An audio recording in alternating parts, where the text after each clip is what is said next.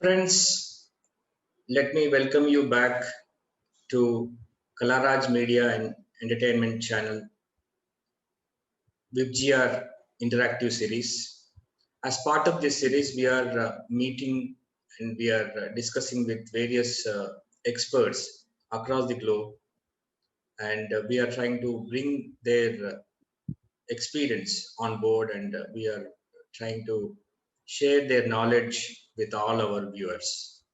So, as part of this interactive series, today we have with us Andal Krishnan, all the way from Singapore, and she is going to explain her illustrious career spanning more than 2 decades.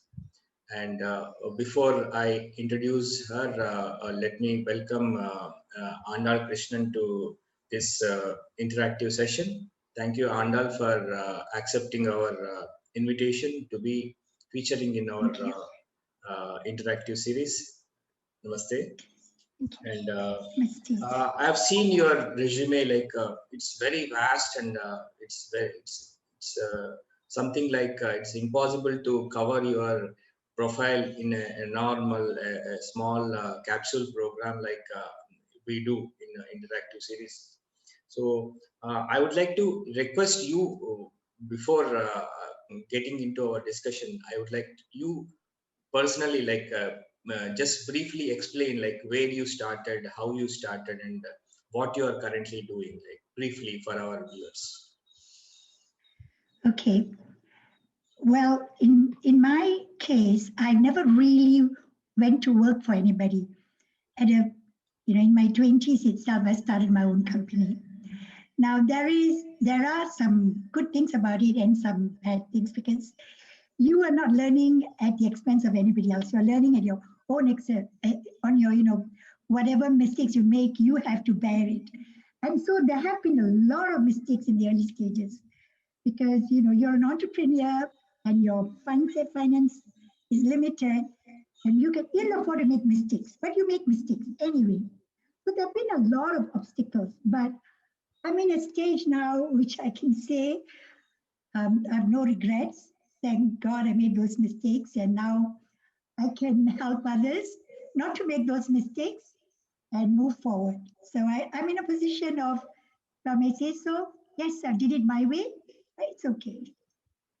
Great positive attitude towards the life and profession that you have chosen. Great. Let us get into the deep discussion. Like I would like to see you as you are an expert both in talent management and communication and community building and all the other facets of corporate professions. So I would like you to share your experience, like when it comes to talent management and talent integration, like how this talent management and talent integration takes the any startup kind of thing or a middle level company to the next level in their journey. Yes, with technology available to everyone, technology is no longer the differentials in a company, because everybody can buy the same software. People are so important. And this is where one company will do better than another company, is how they nurture the talent. So the most important thing is to retain your good people. And many a times, because you consider people as one of your factors, like what you have in your warehouse, you think it is a cost. You think it's a cost, you're going to lose it. But you think they are worth nurturing because you get the best out of them. You got to develop the bench strength, because you always must have people in your company that will be there for the succession. So I'm very passionate about talent management, talent integration. So I've got this three letters, REM. First is we have to recognize them. As you know, people leave companies not because they get a better pay elsewhere. They leave company because they feel really unrecognized, unappreciated. So the people who own the company, the board of directors, the HODs, You really have to recognize and give them the feeling that they have contributed. That's the most important thing. It's not about ego. It's about knowing that I've done something for the company and I'm on the right track. It's a kind of assurance to the talent. The next thing is mentoring them. Because if you have to mentor them all the way, because they want to feel that they cannot feel lost. They cannot keep making mistakes and getting reprimanded. So the important thing is to mentor them. And the third thing is, of course, to, like I said, appreciate them and give them be part of the succession plan. Because if you're in this, if a person doesn't see a career path, then they will leave. Eventually they'll say, so what is there for me? I've done my part. Yes, thank you very much. I've got my bonus. But I need to see further. So you need to appreciate them and tell them where they're going.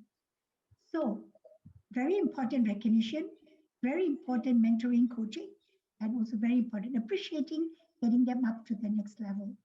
So in other words, then they become part of the family. And never underestimate talent. That's what I would say. And that's what I try to do as well in my company. Great.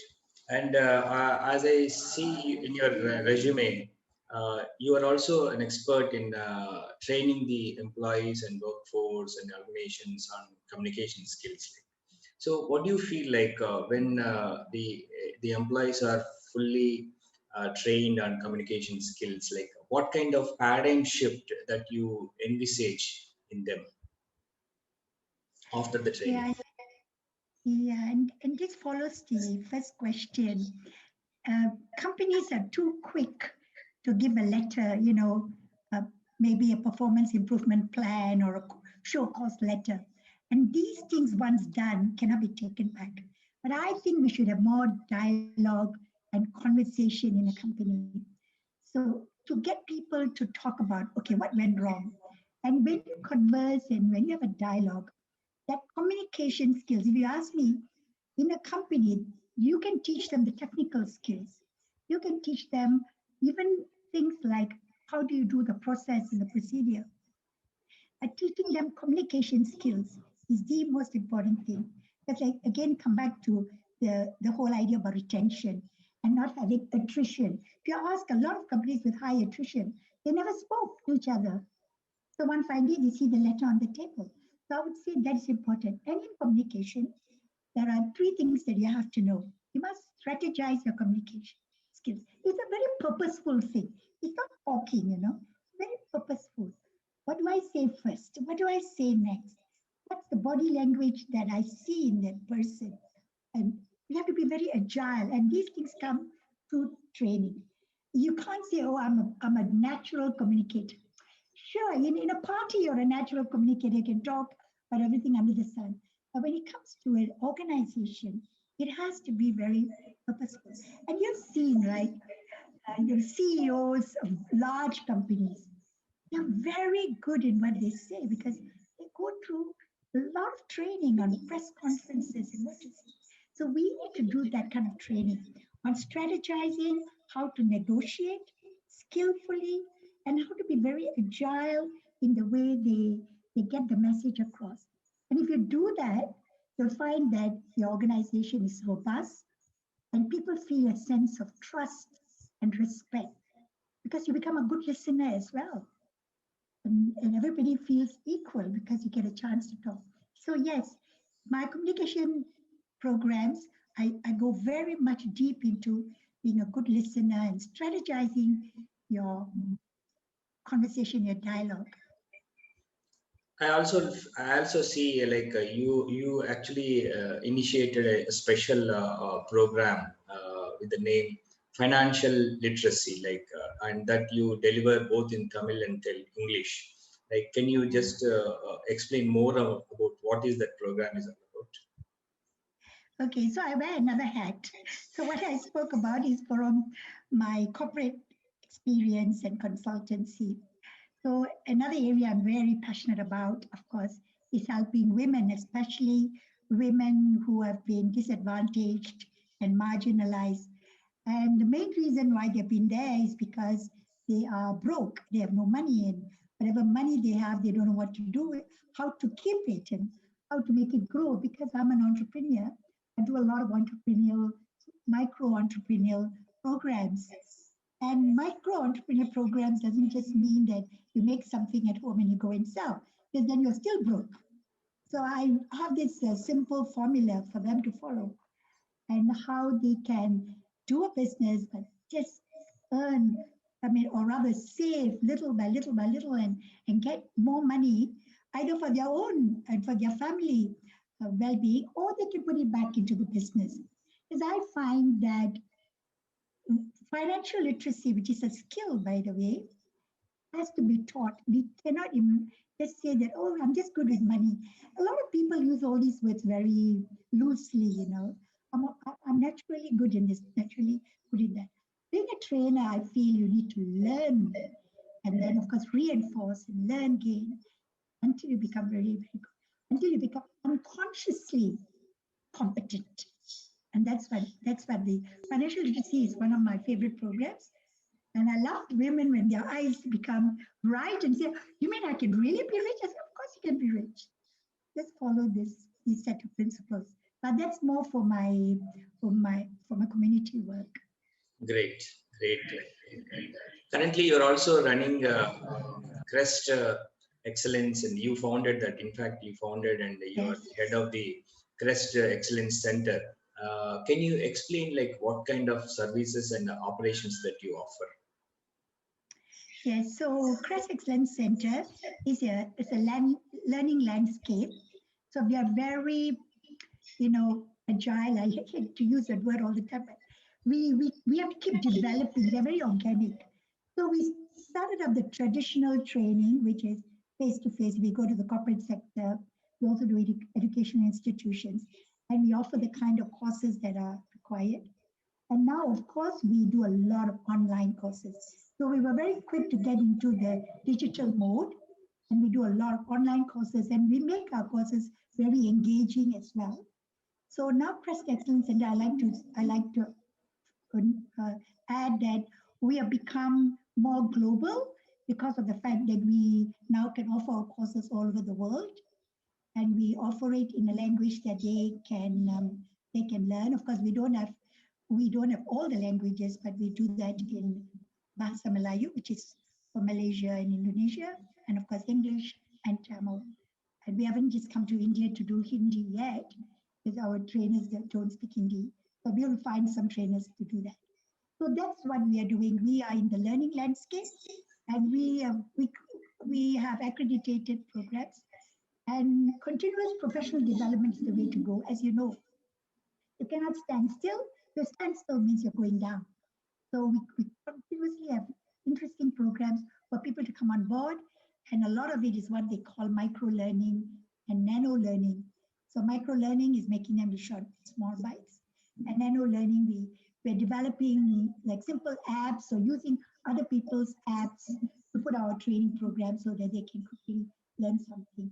But so Crest Excellence Center is about being on the crest, learning, and hopefully excellent. We wish one day you will also land in your motherland, India, and you will also spread your wings in India as well. And as I see some more in your... Well, you want the world to change the way you think it should be, you got to be fully involved. So sometimes I think I do get my plate over full, but I really want to be part of the change.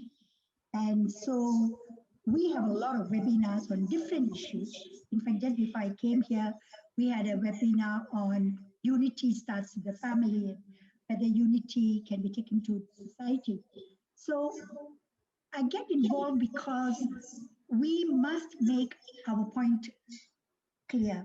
If we do not tell what's in our mind, how do you expect people to know? How do you expect the change that you want so badly to become? Like Mahatma Gandhi said, right? The change starts with you. And I'm a great believer of that. And I think if I want to make something happen, I got to be in there. If not, I can't complain. And if you do that, then you're really, you are a very negative person. So if you go in, then you see the challenges and you're not quick to give advice. You know what it takes to make those differences. So a lot of the webinars, I do that. And one of my skills is moderation, to moderate and to be like host in fireside chats. Yes, I love to hear what others have to say as much as I like to also contribute. So we have programs about women, we have programs about even the women who have already made it. We want them to come back and tell us what were their secrets. So we do that as well. We talk on different issues. I do quite a bit of work with palm oil industry as well. So I have moderated those kind of shows. And of course, my interest right now is to ensure that young adults to be able to cope with all the technology, different changes that are happening around them. So yeah, I've got a wide range of interests. Thank you. And as an expert in communication skills and HR domain, like what kind of advice that you wanted to give to the founders who are like just coming up, sprouting new entrepreneur, like new startups, like? Yeah, yeah. And you know, it's getting more and more common that many people, I did mine about more than 3 decades ago, but more and more people are not interested in going to the workforce, but they want to start their own company. And so startups are coming up very, very fast, but they're also very quickly moving out of the landscape. Now, one of the reasons for this is because they think they can do it all by themselves. I mean, they are the CEO as well as you know, the person makes the tea. So that I think is one of the reasons why we really need to find partners. So the number one thing that startups should do is to find somebody else who can add on to their skills, to their experts. Most of the startups start because they like something, they're passionate, or they're good at it. So the startup will be, that's the reason. But they need to find someone who will think like them and who's interested. And so they need to have an expertise other than their own. The second thing they really need to have is they need to have respect and trust for whoever works with them, and not to be all the time suspicious that is this person going to take this and run away. So the respect and trust must be developed. So how do you do that? Maybe you find your friends from school, or you know, those you really know well. That each of us have got different ways of finding out. And the third one I think is very important. And we've seen startups all over the world, which started off like, if you like, Apple or even Facebook. They will start with friends. And of course, they do buy them out. But then you also must make sure you grow rich together. You don't, you know, try to keep everything to yourself. Person knows how to just forget about that. So I would say three things. One is find somebody who thinks like you, has got expertise or different expertise. One. Number two is have trust and respect. Don't all the time be suspicious. And third one is share the wealth. Share whatever the money you're going to make. That the startup will go to the next level, will become SME, you know, a small, medium enterprise, and of course further up. So that would be, I would say, startups will have a better chance of being successful. And diversity. Diversity is also very important. We always want to have people who think like us, who look like us. It must be important to trust people and have diversity. Today, employees are considered as a human capital. Like, so what kind of advice or message that you wanted to convey to the employees who are just in the threshold of their career? Yeah. Yes, of course. You know, you're just out of university and you've got no money in the pocket. So the first thing you'll think is, what's my salary? What's my salary? And then I'll go to the person giving the highest salary. I would say salary is important. Absolutely. You need to keep your body and soul and mind together. That's important. But go somewhere where you can learn and learn and learn and learn and learn. Because I mean, yes, it'd be great if you can stay in the same company for 20 years, but many don't. You want to move. So when you want to move, the first thing the next employer wants to know is, what do you know? And he's not interested in your certificates from the university. That was good for the first job. But subsequent jobs is, what do you know? What do you know? What do you know? So just learn and don't think too much about the money. I did say, of course, recognition earlier on. I said recognition is important, yes, but at the same time, eat your humble pie and learn. But I'm not saying learn to steal secrets. No, learn from the boss. Learn from how he or she manages work. Keep learning. Just be a sponge and absorb it, and also give and share. So I would say all young employees go in with fresh eyes and with a love for the job, and then you'll find the money will come in. Trust me, people will just come and pay you what you deserve for sure. So what I would say. And always learn. Be a lifelong learner. Great. So if one is a learner, he can become a leader also eventually. Absolutely, absolutely. And you've like in your career spanning more than 3 decades, like what kind of professional challenges that you faced to reach to this level? Can you share one or two? Yeah, sure.